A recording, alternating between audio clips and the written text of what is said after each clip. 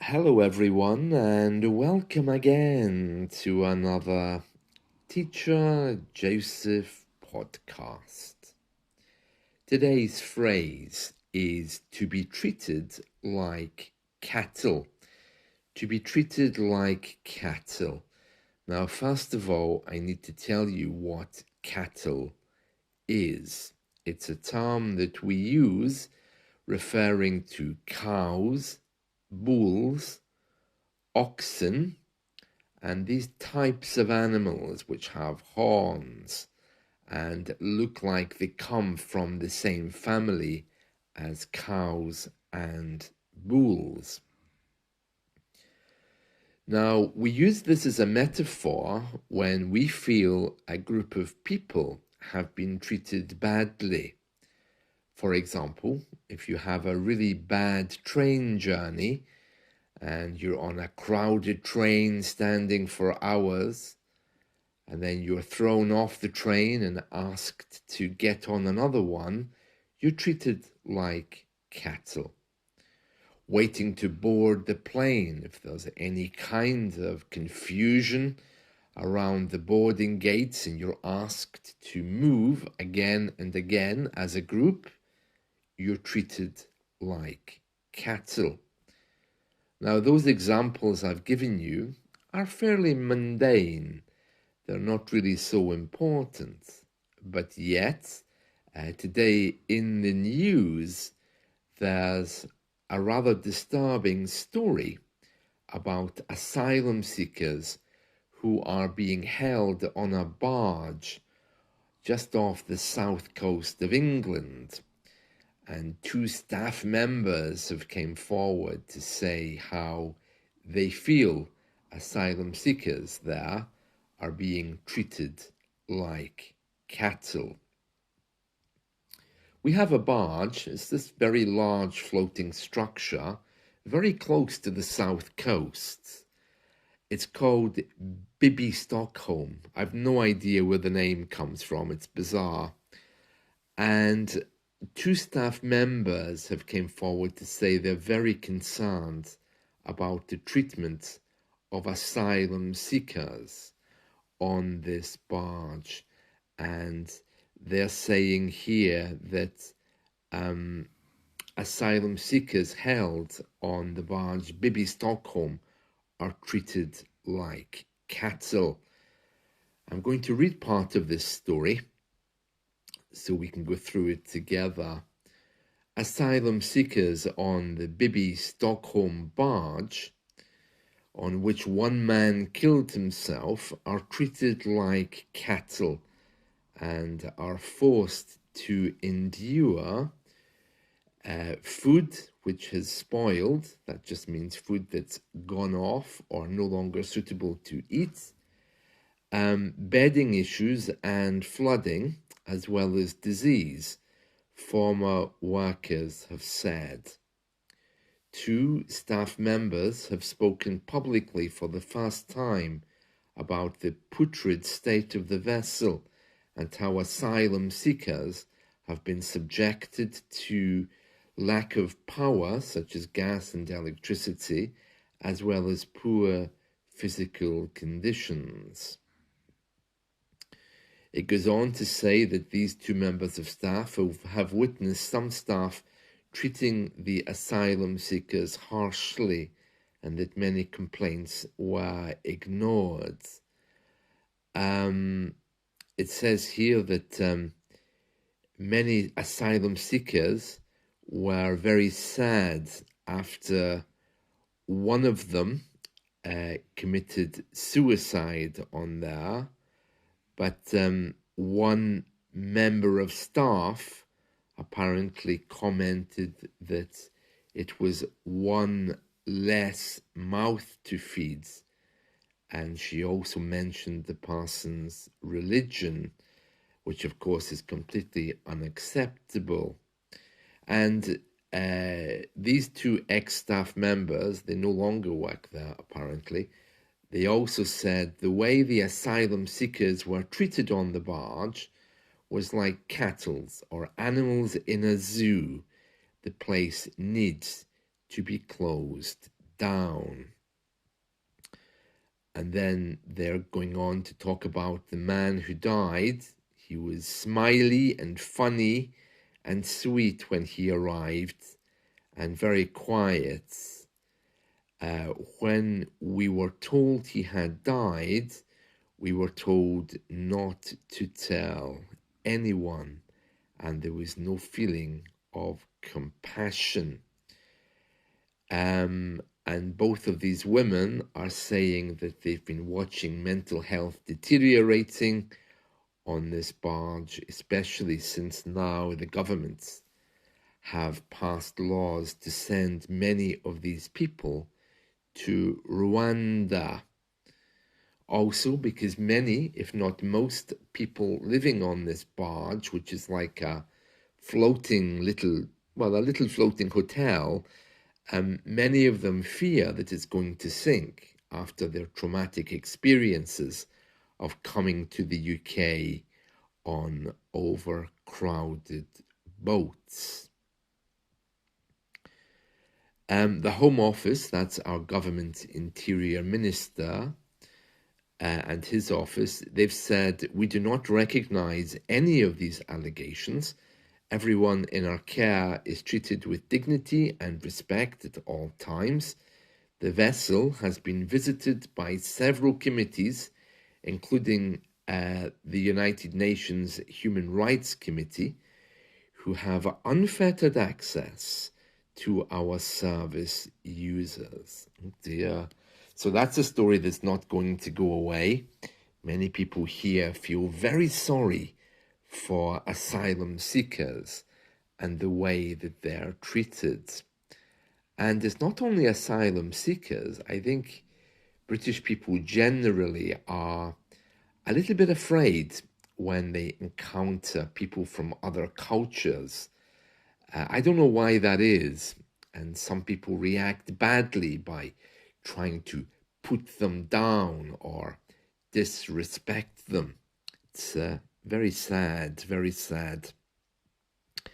So, to be treated like cattle. And speaking of animals, I see that the Queen today, Queen Camilla, she's promised that she's not going to buy any more fur. It seems that she's been in contact with animal rights groups, and she's promised that she will not buy any new animal furs. And the story in the news today is a little bit sarcastic. People for the Ethical Treatment of Animals, that's a group known as PETA, have received a letter from Buckingham Palace saying the Queen will not procure any new fur garments. This comes with the Queen's warmest wishes, the letter adds. Well, that's not unusual. I mean, in business correspondence here in the UK, I've seen some very aggressive letters ending with the words, with best wishes, with kind regards, after very serious complaints. Anyway, it goes on to say here, the International Fur Federation, that's the people who support animal fur being worn, they say the royals should not be placed under pressure from animal activists, but rather sarcastically, PETA, that's the group which have received the letter from the Queen, they're saying real fur is cruel and unnecessary, and that it would be toasting Queen Camilla with a glass of their finest wine this evening.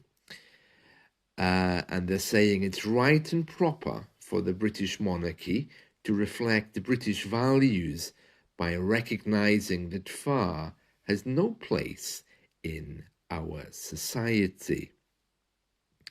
They are very quick to point out, though, that the Queen's letter does not rule out her wearing fur. She's just saying that she won't be buying any more of it. Oh, well, that's okay then, isn't it? But she still has the right to wear it. And then the article continues talking about how the royal household are beginning to cut down on their use of animal fur. The guards apparently still use bearskin caps, and that also is very controversial at the moment. So there we are. That's another story from our royal family. Well, they're certainly not being treated like cattle, but obviously there's a concern there about how they treat animals, especially if they're being killed to provide fur for the queen. So very interesting there. And finally, another story which is rather controversial here in the UK is assisted dying. We have a few high-profile celebrities who are getting older, and some of them are terminally ill, and they're demanding that our parliament look at assisted dying to see whether it would be possible for that to be introduced to the UK. And as you know, our government have a very strong ethical and moral right to protect us.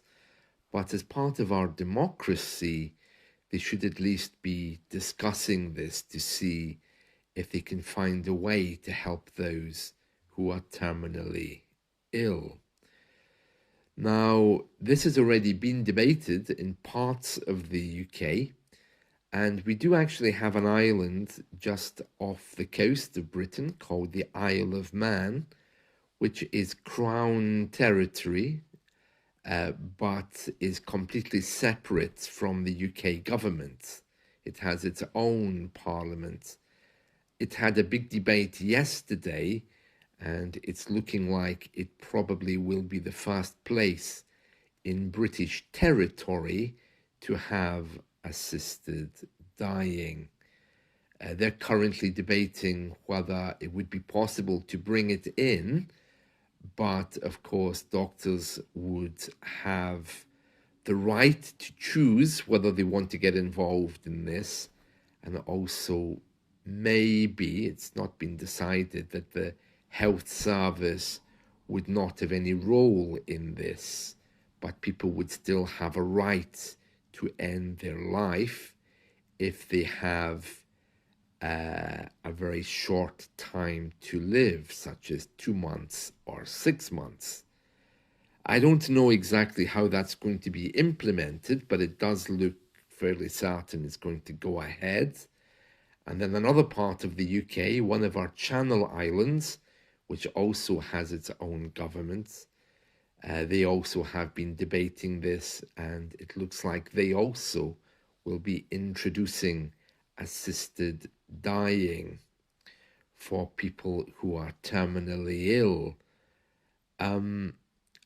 Around the 4 nations of the UK, I think Scotland at the moment doesn't have any law which stops people doing that, but it is still illegal, I think, in some way or another.